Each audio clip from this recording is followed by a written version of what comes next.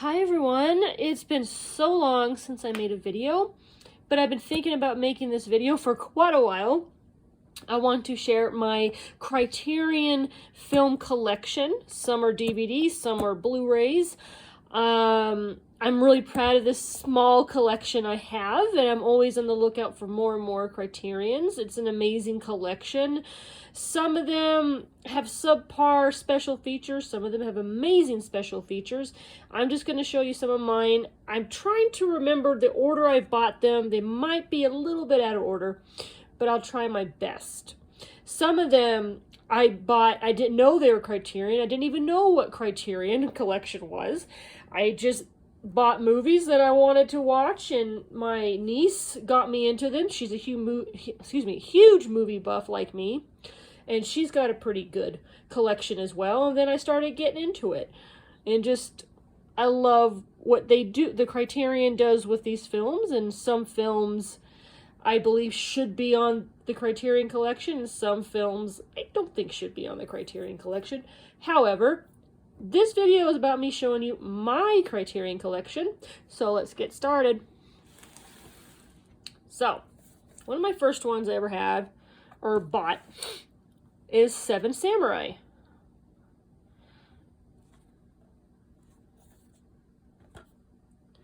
There's really not many special features to it, besides the image quality is a lot better, and there's audio commentary by a Japanese film expert, Michael Jack.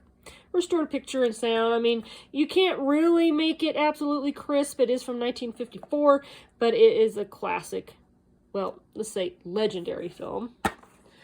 This is the inside.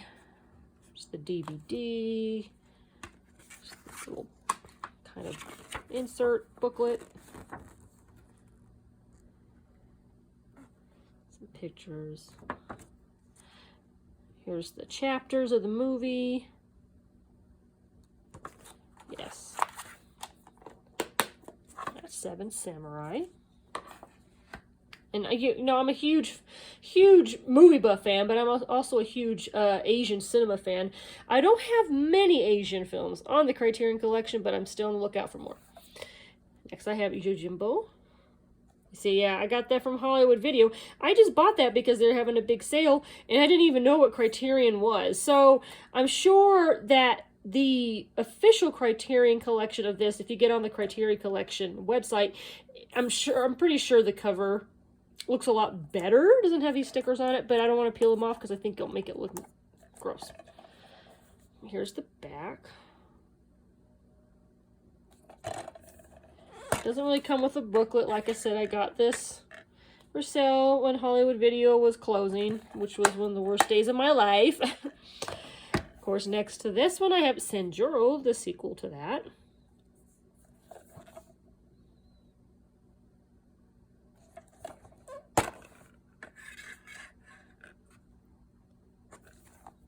Yeah, not too flashy with these two.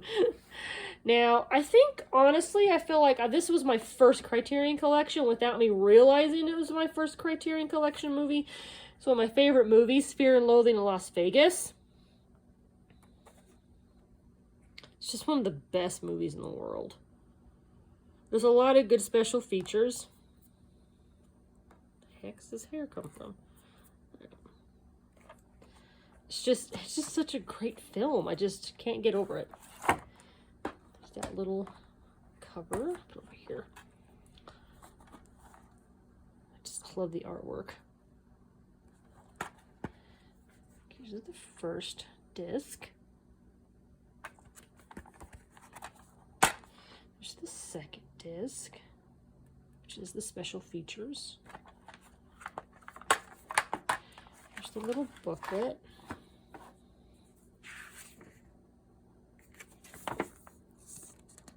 This is the chapters of the movie. Just writings about how Hunter S. Thompson came to write the book and his experience, what inspired him writing the book.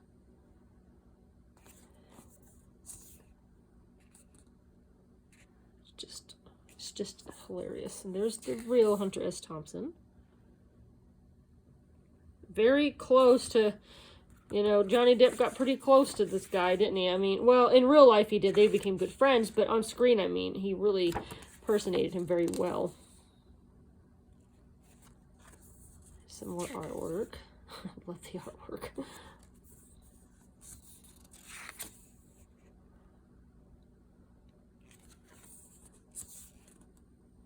These are the real guys right here. There's Hunter S. Thompson, and there's Dr. Gonzo, who Benicio del Toro plays. That's the real guy he was portraying.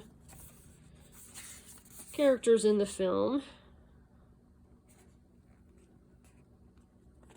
As drawn.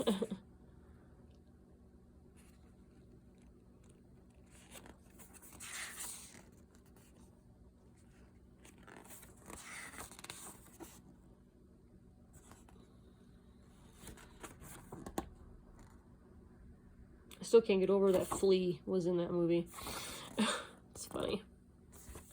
So that's Fear and Loathing in Las Vegas. This was definitely my first one that I bought. And I didn't know what Criterion was. I just wanted this special edition of Fear and Loathing in Las Vegas. Like I said, it's one of my favorite movies. Now, here we go into the others. This is John Huston's Wise Blood.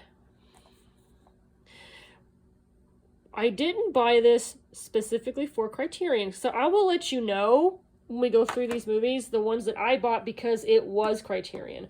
These movies are the ones I just bought because I wanted the movie, and this is what the DVD was, and I bought it.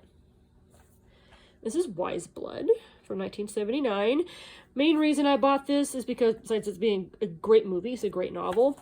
Brad Dourif, this guy, is my most favorite actor ever. He's so underrated and so underused, it's sickening, but these are the chapters of the movie. There's the disc. There's a little booklet. See, there's Brad Dourif. If you don't know who Brad Dourif is, that's sad, but if you don't know who Brad Dourif is, Wise Blood, One Flew Over the Cuckoo's Nest, Blue Velvet, so many underrated performances. Of course, universally, he is known as the voice of Chucky in the Child's Play movies and TV show. And this talks about, this is like a short little novel about, well, not novel, a short little story about the creation of the novel in the movie. How it was made and how the writer of the novel, Flannery O'Connor, came up with it.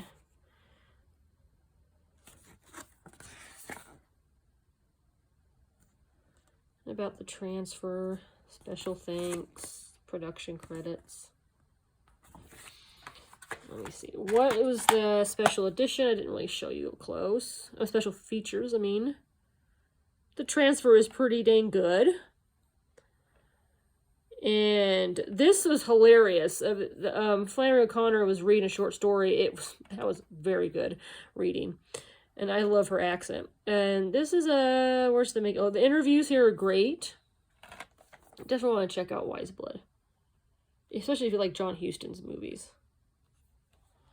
Next one is If. It's one of my most favorite movies as well. I have to say, a lot of these are my most favorite movies. But I will say top 5 movies, I will let you know. This is probably in my top 20. I love this movie too, though. It is If, a film by Lindsay Anderson. This is one of the first ever performances by Malcolm McDowell. I didn't buy this for Criterion. It's just I couldn't find this movie on DVD or Blu-ray anywhere unless it was Criterion. 1969. It's an old film. It's in black and white, and sometimes it's in color. These are the special features. There's 2 discs. Special features in the movie. Now, this movie, If, his character's name is Mick Travis, and he's hilarious, but this movie and this particular performance by Malcolm McDowell was seen by Stanley Kubrick and his wife, and they saw this movie and his performance. It says, you know what? You need to look at this guy for A Clockwork Orange. And that's what got him that role was Stanley Kubrick watching his performance in this movie. And that's a true story. Here's the chapters of this booklet. These are the chapters in the movie. These are the cast. Just little short stories about it.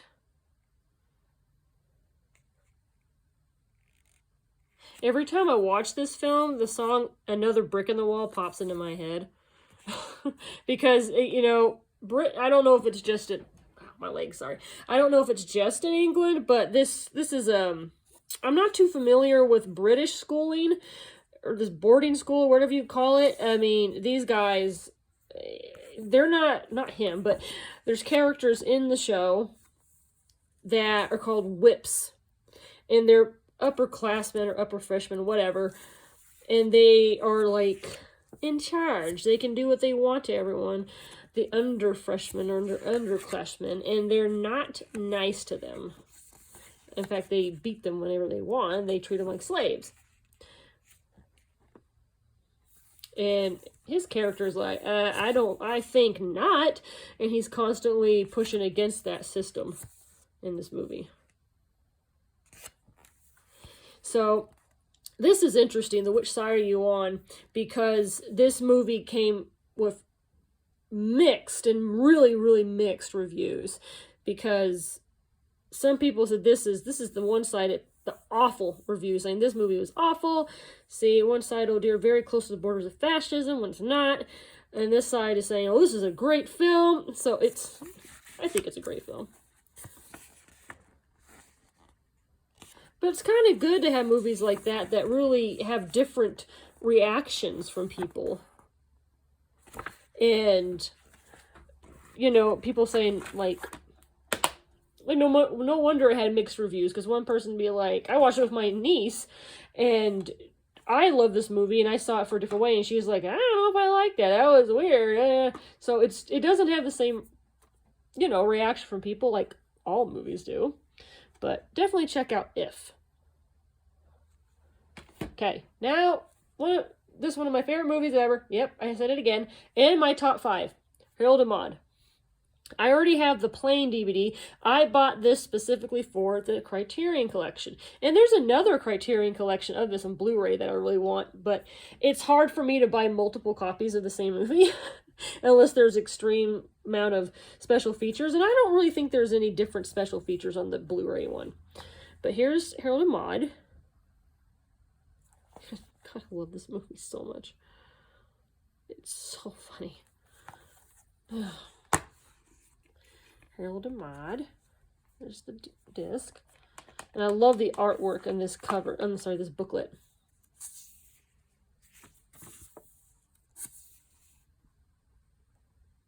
I'm believing that there are other videos I've made that I have shown some of these movies, but I want to keep updating, making new videos of it, because I keep updating my Criterion collection.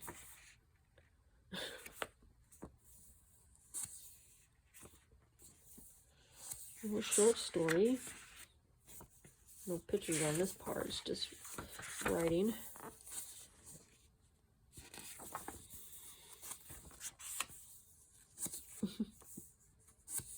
Interview with Bud Cort, who plays Harold. Just writing and writing. There's the banjo. And about the, yeah, the writer of the book, I forgot who Colin Higgins was for a brief minute. I love that picture. So the, oops, hit the camera. So the, special features are just, you know, remastered stereo soundtrack, new audio commentary by Hal Ashby biographer, illustrated audio excerpts, interviews with Yusuf or Cat Stevens. He did the music for the movie. It was amazing. It's one of my favorite soundtracks. I want that vinyl. That's Harold and Maude. Bought specifically for Criterion was that one. And there's another one I bought specifically for the Criterion right here. Twin Peaks, Fire Walk with Me. And I do have the TV show on DVD. but that's not Criterion. So here's the back. These are the special features. Or is it this way? Yeah, that's the way. You gotta love David Lynch films. I mean, some people are just like, I don't understand what the hell's going on. Well, I think that's the point. Here's the discs. I hate it when they get crooked. Oh, whatever. They're in there tight. So this is the movie, and this is the special features. Or the supplements, as they call them. Here's the booklet.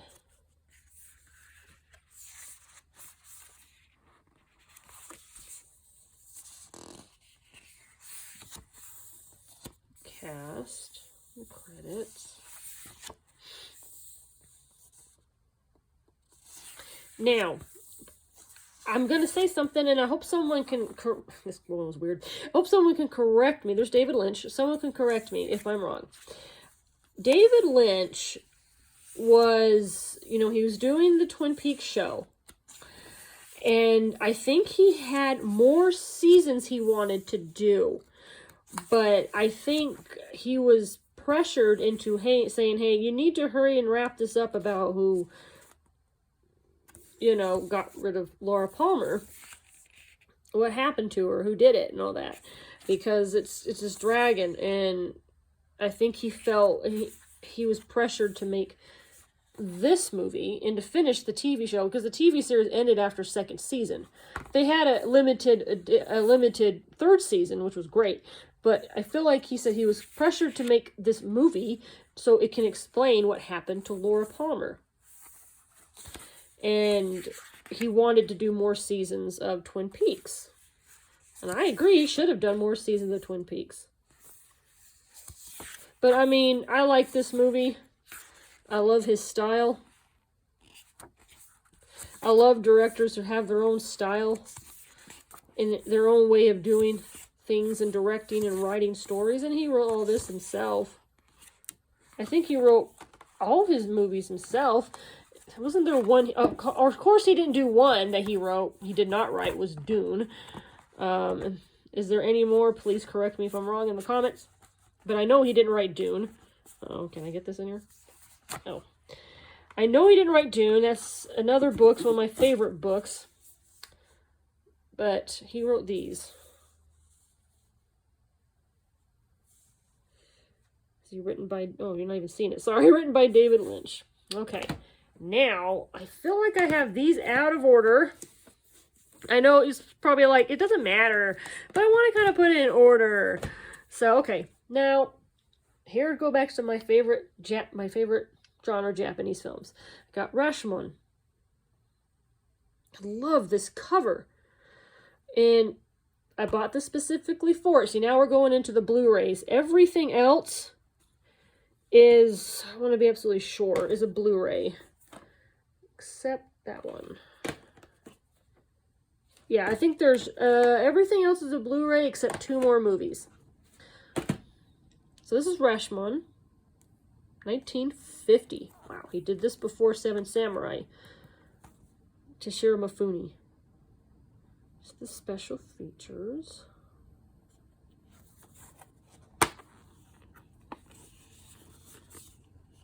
There's the disc. I love when they come with little booklets, and the art is just amazing. This is the cast. There's the credits. There's the wife. Oops. And just a story about how he came with the, Kurosawa came up with the concept of the movie. Akira Kurosawa is the director. It's the husband. You know, and why it's so influential. A lot of writing. There's I can't remember what his name was. Ugh. And I think it just said on the credits. The bandit, the woman, the man, the woodcutter, the priest, the commoner, the medium, and the policeman. So there's the woodcutter.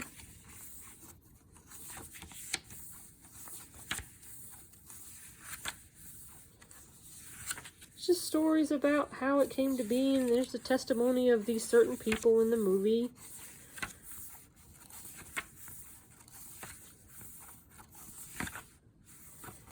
And a lot of people thought that his character is Rashomon. No, Rashomon is a, correct me if I'm wrong again, Rashomon is a gate in the movie, where I think the trial takes place.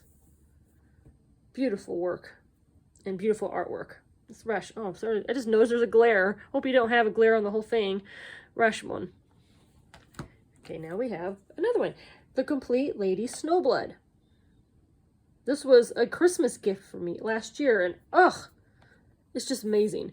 We got Lady Snowblood and Lady Snowblood Love Song of Vengeance. That's the sequel. This movie inspired Quentin Tarantino to create Kill Bill.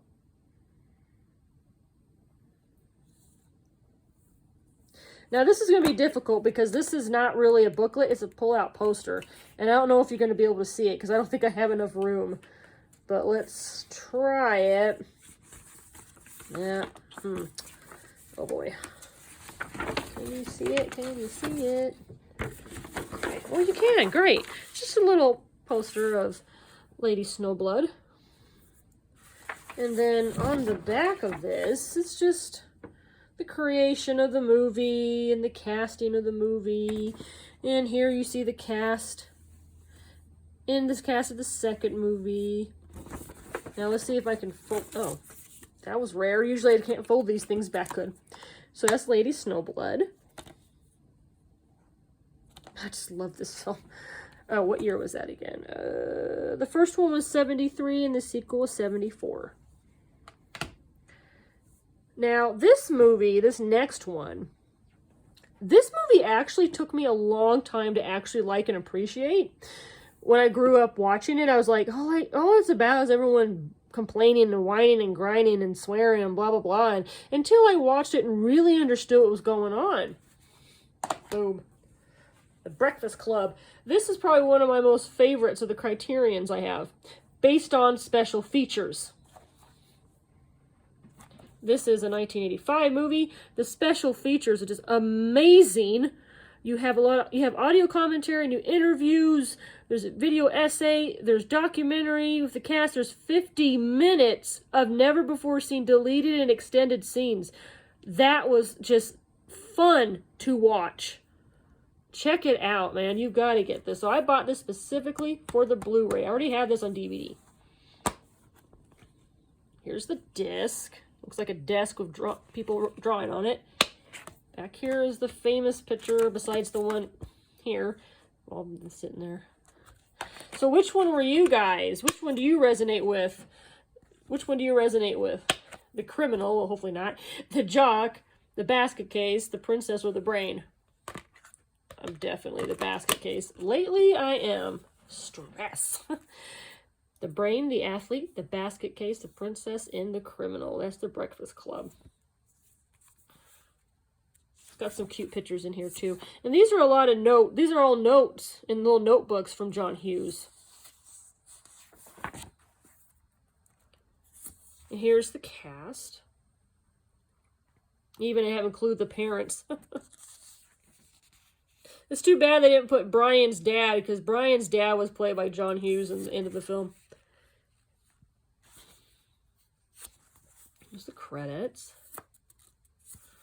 There's John Hughes. I mean, he shaped my 80s experience in movies. I mean, we wouldn't have such legendary films like Home Alone and The Breakfast Club and 16 Candles and Pretty in Pink and Weird Science and, correct me if I'm wrong, but I think he did write the Vacation movie, the first one with Chevy Chase, and then Uncle Buck, and so many just movies that bring me joy.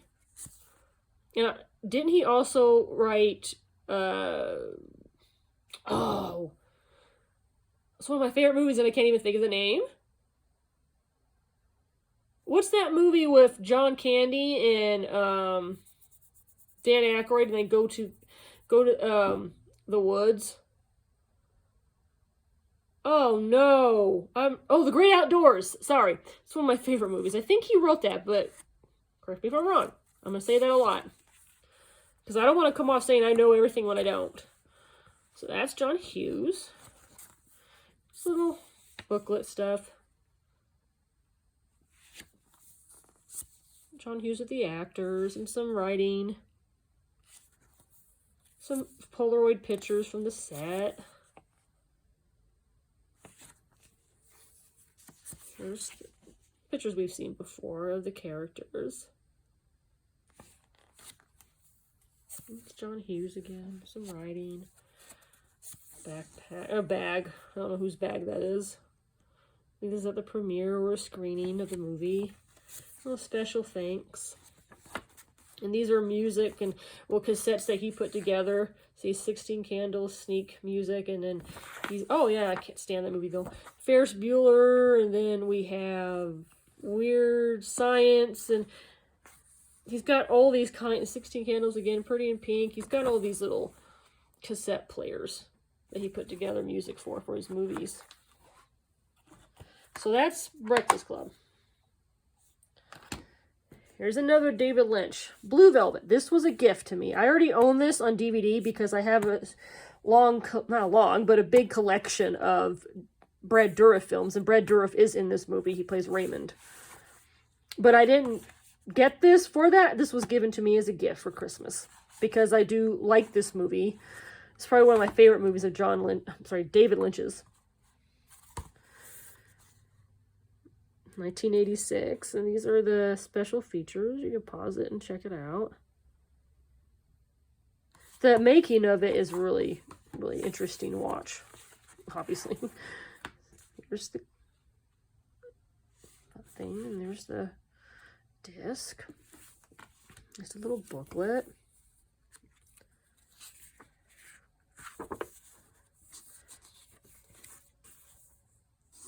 Casting, the credits. Isabella Rossellini as Dorothy Valens. Beautiful coloring in this film. Beautiful lighting. I think that's actually a better word for it. Well, I forgot his name. Is it Dean? Dean Rockwell? Dean, I think? I can't remember. He was also in Dune as well. There's the ear, and there's the main man, Frank Booth. I adored Dennis Hopper as an actor, an individual, and in this film he was great.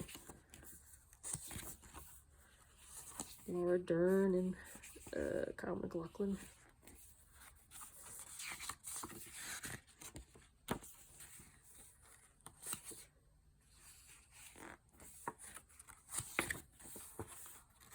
It's a little rough, don't he?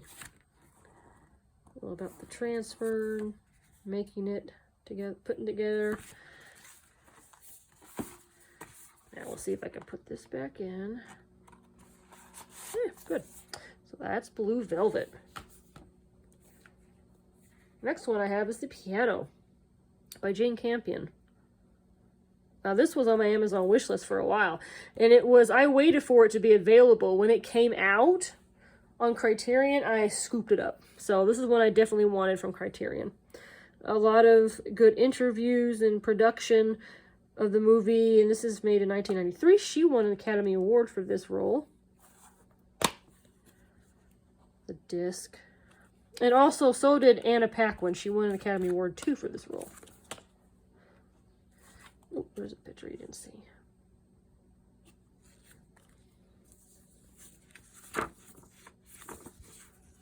So it's just like, you know, the usual story of, you know, how it came to be, what the story was about, and the movie, I mean, and everything. Is the cast and credits. About the transfer. Whoops. Acknowledgement of making this to Blu-ray. Beautiful film. This is one I was waiting for a long time. The Fisher King by Terry Gilliam.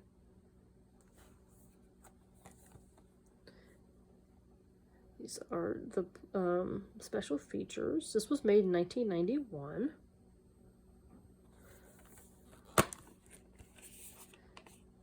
Just turn it around here. There we go. There's the disc, and there's the main man, Robin Williams. He was amazing in this as Perry. Let's see. It's another poster, huh? Here's a poster of him as Perry, and then character Jack, played by Jeff Bridges. And it talks about, you know, here's the cast up here, and Mercedes Ruehl won an Academy Award for her performance in this movie. And it talks about why Terry Gilliam did the movie, and the casting of Robin Williams and Jeff Bridges and everything. It's great. Cute film.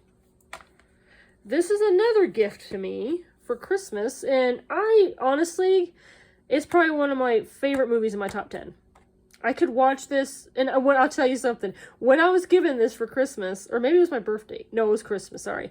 I watched this every single night for like 2 weeks. I'm not kidding. It's just a perfect movie, start to finish. I find nothing wrong with it. I love it. So it's 12 Angry Men, made in 1957. There wasn't not really anything special about the special features, but it's just, I watch it for the movie. It's just amazing. Here's the disc for the movie, and then there's the supplements. And these are the chapters. Here's the booklet. Oops, sorry, Henry Fonda. Now, I don't remember which juror was what number, sorry.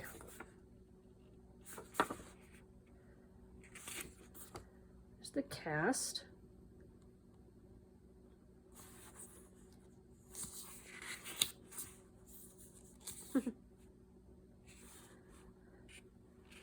Writing about the characters.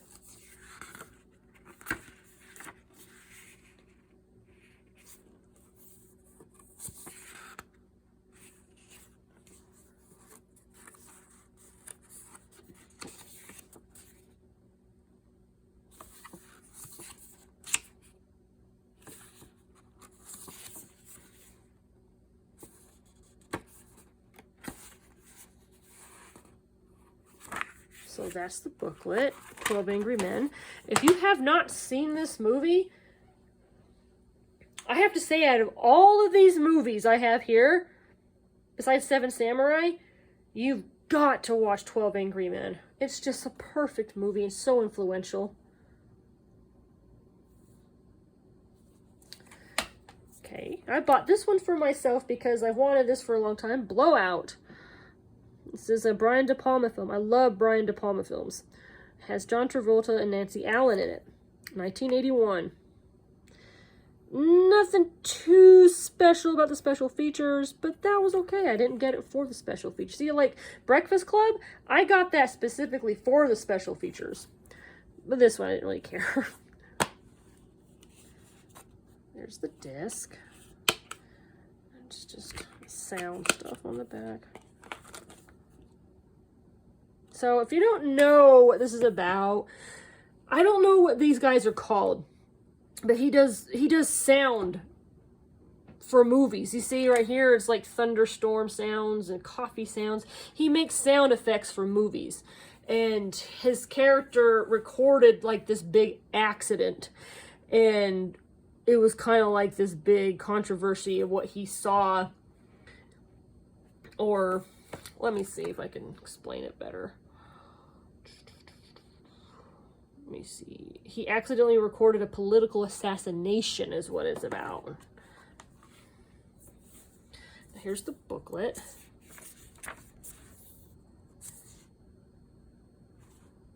I don't know if this is before or after he did Urban Cowboy. I don't know why that just popped into my head, but I adore John Travolta and Urban Cowboy. There's Nancy Allen.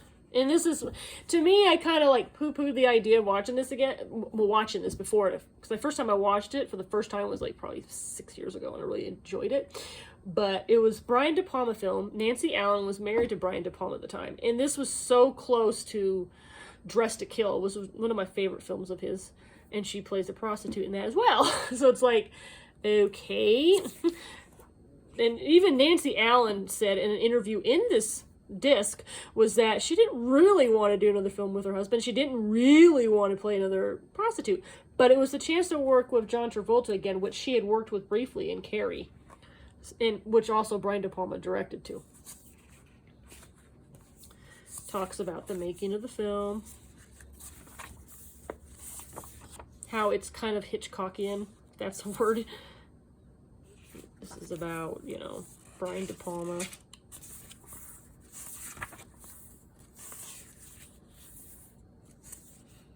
And this is the little sequence about this so-called political assassination.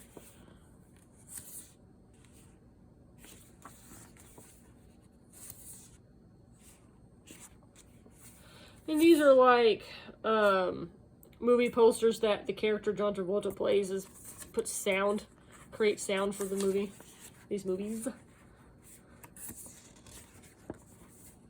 Yes, and John Lithgow is in it. It's so funny how John Lithgow, he plays a villain in this movie, but growing up, I always saw John Lithgow as a good guy from Harry and the Hendersons. So the first time I ever saw him play a villain was in Cliffhanger with Sylvester Stallone. I was like, that is so weird, I don't like it. But then I find out he's played villains a lot. He played villains in this, and besides Dexter, I mean, probably others too. So this is my newest Criterion, A Room with a View. I've wanted this movie for so long. And it even makes it more sad because of Julian Sands, who I absolutely grew up just loving the hell out of this man. And how sad it is of his passing. Oh, I hate that. But this is a classic movie, and it has, you know, Daniel Day-Lewis in it very early in his career. You know, Julian Sands, it has my girl Helena Bonham Carter, has Maggie Smith, Judi Dench. It's just a great film. See if I get this right here. There's the disc. There's Julian Sands. Helena Bonham Carter, and it's just a writing about taking the book and make it into a movie, really. You know, and about the transfer, and there's the cast. Is there chapters on here? Nope, the cast. Beautiful stuff. So this is my Criterion collection, guys, and I hope you liked this video. Hopefully it wasn't too boring. I don't find anything boring about my movies. I love my collection, but me being a huge movie buff, I want more. So please do me a favor. I like to be communicative with people, especially with fellow movie buffs. Please let me know what Criterion collections you have. And also, if you do collect Criterion, let me know what ones you think I should have in my collection, because that is going to be awesome. I'm always wanting to get more. Please let me know. Please like the video. Please subscribe for more videos to come. And thank you. Whoops, put it like here. Thank you so much for watching, guys. Bye.